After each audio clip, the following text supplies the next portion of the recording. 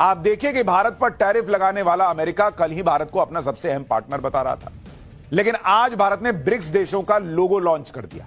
BRICS वो मंच है जिसका नाम सुनते ही ट्रंप को एकदम आग लग जाती है, लेकिन भारत ने सीधा मैसेज दे दिया कि अमेरिका से तनातनी के चक्कर में ब्रिक्स डीरेल नहीं होगी बॉस।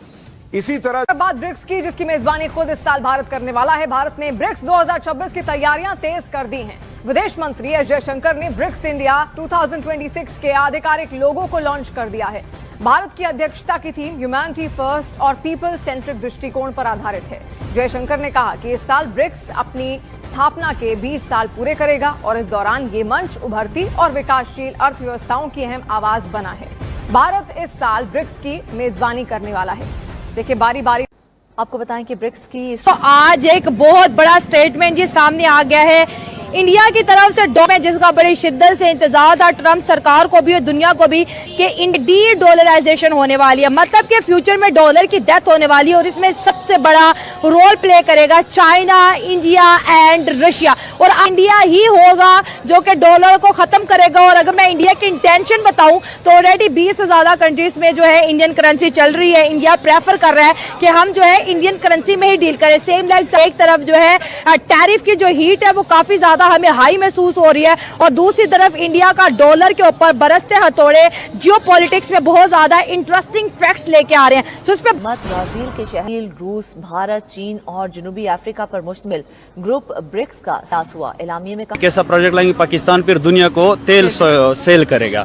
ये एक इंडिया को ताना भी दे रहा था, उसको वैसे मतलब ताने दे रहा था, उसको फील करवा रहा कि दूसरी बात यह है कि इंडिया जो है इंडिया इस चीज पे इस तरह खास रहना भी नहीं है, क्योंकि उसने भी अमेरिका को ऐसा फील करवाने की देखो मैं ये भी कर सकता हूँ, लेकिन वो इतना आसान भी नहीं है जितना ये लोग सोचते हैं।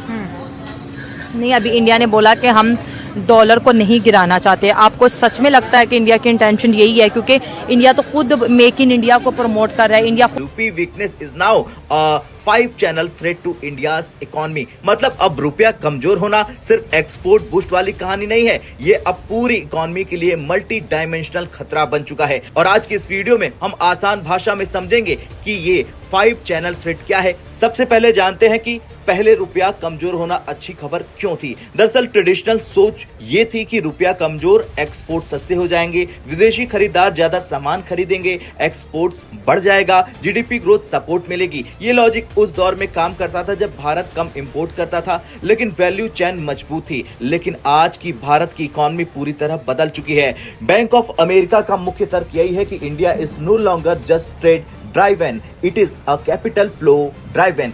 यानी आज मोबाइल बनता है भारत में, लेकिन उसके कंपोनेंट इंपोर्ट होते हैं, इलेक्ट्रॉनिक्स, मशीनरी, सेमीकंडक्टर सब इंपोर्ट। तो रुपया कमजोर, इंपोर्ट महंगे हो गए, इनपुट कॉस्ट बढ़ गई, मुनाफा घट गया, ग्रोथ पर असर पड़ेगा। यानी एक्सपोर्ट गेन, इंपोर्ट का बड़ा लॉस है। अब आते हैं असली मुद्दे पर। ये 5 चैनल थ्रेट क्या हैं? सबसे पहला और सबसे खतरनाक चैनल है सेंटिमेंट एंड कॉन्फिडेंस चैनल। जब रुपया लगातार कमजोर होता है, निवेशकों को लगता है कि कैपिटल इनफ्लो कमजोर है, एक्सटर्नल रिस्क बढ़ रहा है, पॉलिसी स्पेस कम हो रही है। नतीजा, फॉरेन पोर्टफोलियो इन्वेस्टर्स यानी एफपीआई अपना पैसा निकालने लगते हैं। इक्विटी और बॉन्ड मार्केट में वैलेटिलिटी बढ़ जाती है, कॉर्पोरेट सेक्टर निवेश टाल देता है। यानी इन्वेस्टमेंट डिसीजन हमेशा फॉरवर्ड लुकिंग होते हैं, अगर भरोसा हिल गया तो पैसा रुक जाएगा। दूसरा है ग्रोथ चैनल। पहले मान्यता थी रुपया कमजोर, एक्सपोर्ट बढ़ेगा और ग्रोथ बढ़ जाएगी, लेकिन आज हकीकत यह है कि एक्सपोर्ट अब प्राइम सेंसिटिव नहीं, electronics, machinery, auto component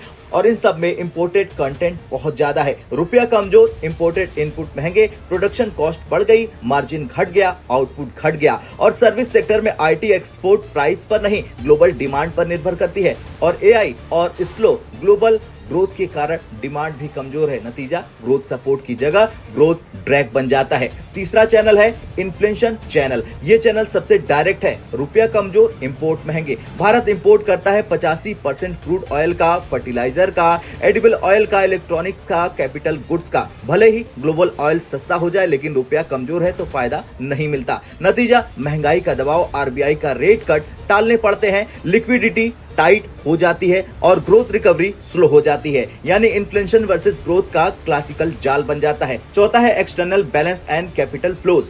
trade side पर इंपोर्ट महंगे, एक्सपोर्ट सस्ते, करंट अकाउंट थोड़ा बेहतर लगता है, लेकिन असली खतरा कैपिटल साइड से आता है। रुपया कमजोर, पोर्टफोलियो आउटफ्लो हो जाता है, एक्सटर्नल ब्रोइंग महंगा हो जाता है और कॉर्पोरेट बैलेंस शीट पर स्ट्रेस बढ़ जाता है। भारत का स्ट्रक्चरल करंट अकाउंट डेफिसिट है, हम इसे फाइनेंस करते हैं एफडीआई, एफपीआई, एक्सटर्नल बोरोविंग से। अगर कैपिटल इनफ्लो कम हुआ तो फॉरेक्स रिजर्व घटेंगे, आरबीआई को ज्यादा इंटरवेंशन करना पड़ेगा, मार्केट कॉन्फिडेंस और कमजोर होगा। ये एक डेंजरस लुक बन जाता है। पांचवा और आखिरी चैनल है फिस्कल चैनल, यानी सरकार पर सीधा असर होगा।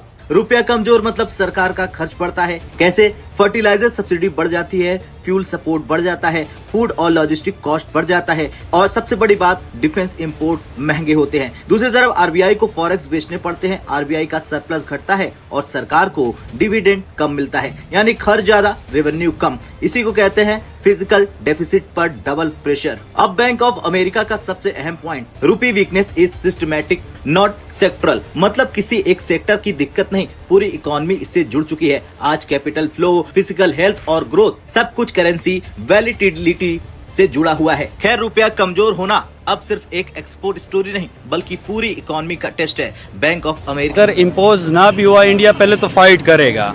अगर ना इम्पोज हुआ, अमेरिका बदनाम जमाना है। इसकी वजह से ये रशिया, अमेरिका और चाइना है, इस तरह इंडिया भी एक ऊपर आना चाहता है। वो कहता है कि मैं भी मतलब खुद को सुपर पावर के तौर पर निकल रहा है, तो वो